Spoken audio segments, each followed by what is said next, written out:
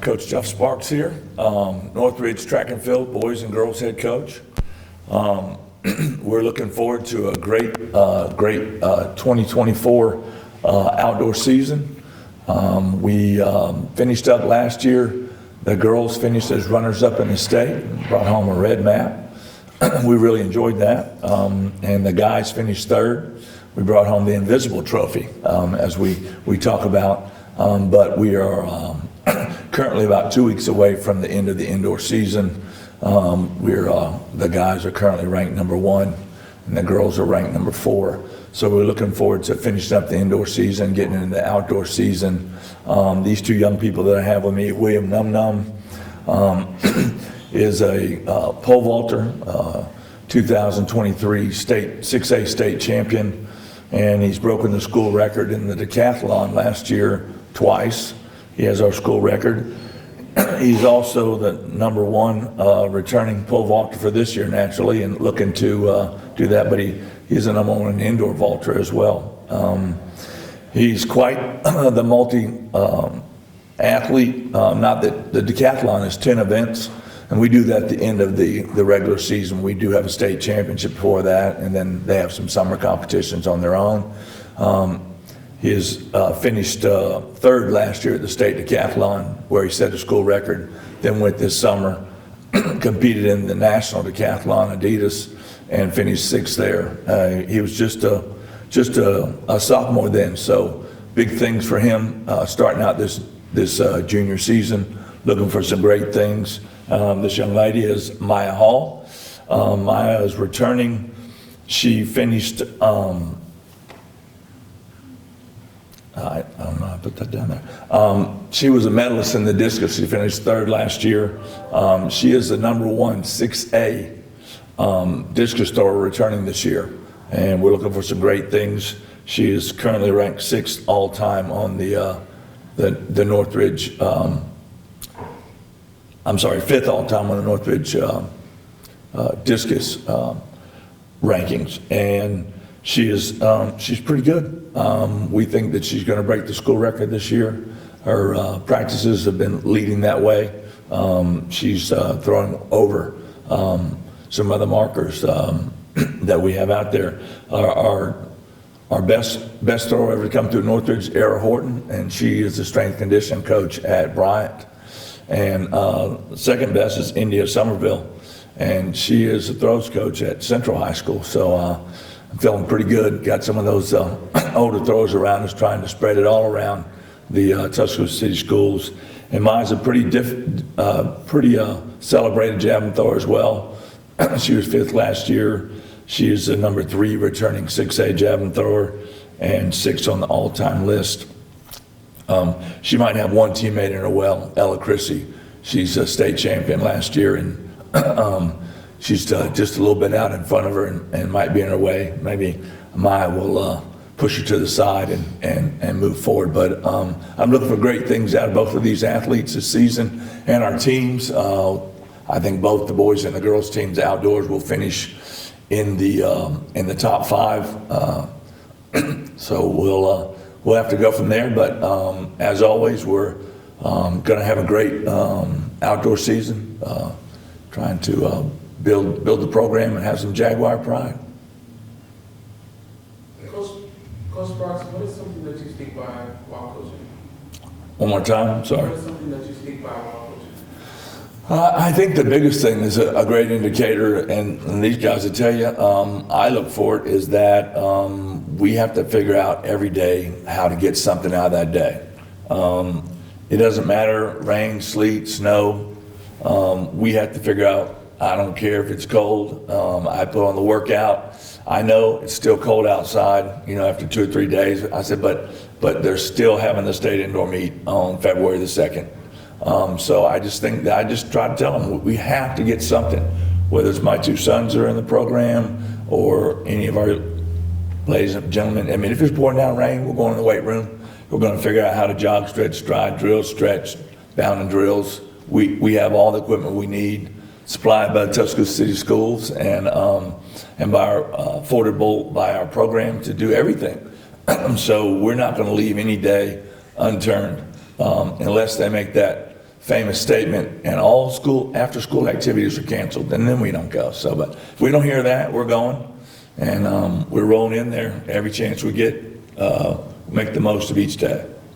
Maya, what made you want to join track? What's the story behind it? Well, my dad did track in college. He was a discus thrower at Duke, so he really encouraged me to get involved. And then Coach Sparks recruited me my sophomore year to start when I did it in middle school, and it just gave me an outlet to just be myself and relax. So.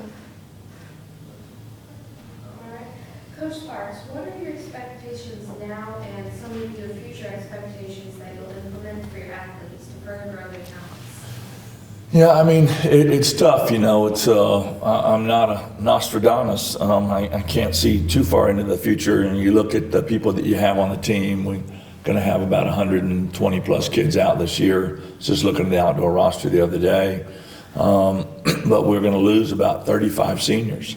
But I tell the young kids and I tell the coaches, don't look past these upperclassmen, because the next team is coming up. The next team is out there. That's our next team. That's our job, is to build this next team. And I've always thought that, you know, it's tough to know everybody and what everyone can do. And that's the tough thing about track and field, is that it's new in a lot of ways to different people. They come in, they've never done something before. Maya had done a little bit of things. She hadn't thrown any javelin, I believe, and so we started from scratch. It's not like you grew up playing a little baseball, basketball, soccer, kicking it around in the backyard. So it's pretty new, and it takes a period of time to catch on. A lot of athletes are not sure whether to go all in or not to invest in something that they might not get anything out of, and it's difficult. It's a learning process. They have to, you know, run, jump, throw over and over and over and over and over in order to compete with the kids that are out there today, not only in our other two sister school programs, but throughout the state, throughout our classification. William, what are some challenges you had to overcome?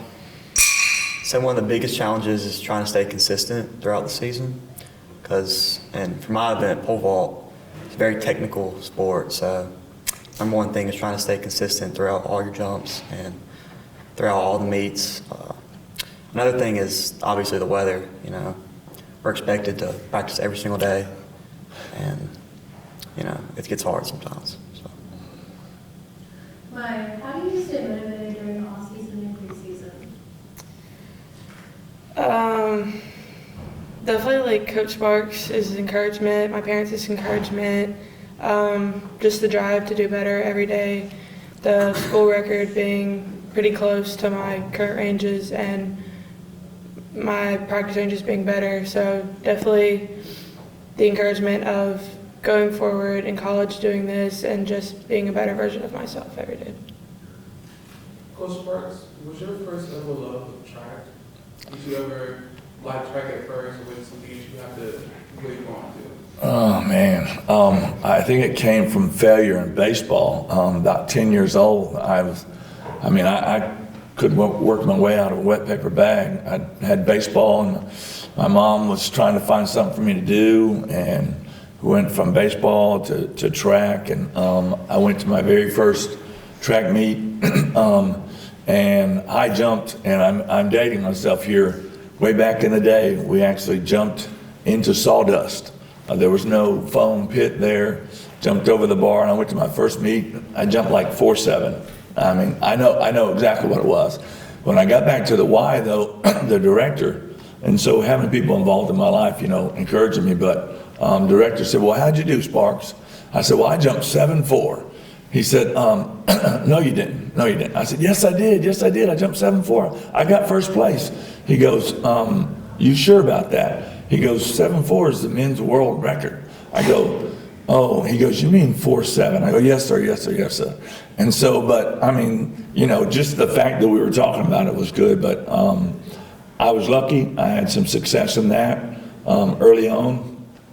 Played a little football, a little basketball. Wasn't great at either one of those, but I played. I seemed to always have some success in track. Went to college, had a coach who brought me in as a high jumper, and long story short, at the end of 2 seasons, I'm standing at nationals in the decathlon, doing my 3rd decathlon. And so coaches, encouraged me along the way, but like I said, I just happened to fall into it. And great, even that Y coach, Melvin was an encourager. And I had some in other sports too, but I've always loved it.